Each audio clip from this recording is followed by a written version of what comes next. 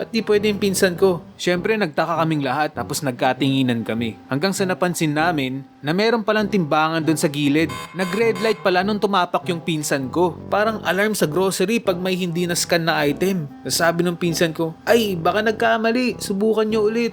Walang nagbago. Pulang ilaw pa rin.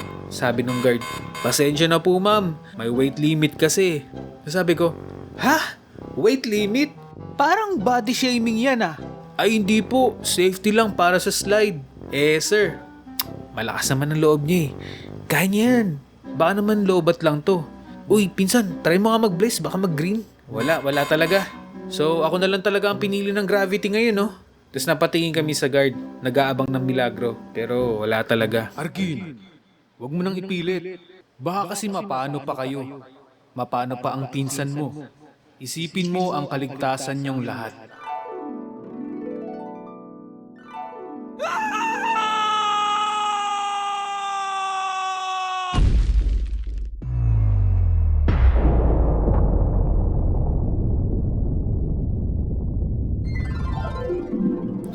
Di pala pwede sir.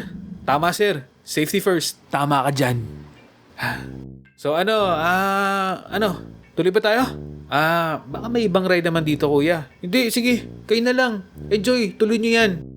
Sige, tutuloy na kami dito. Diyan ka na lang muna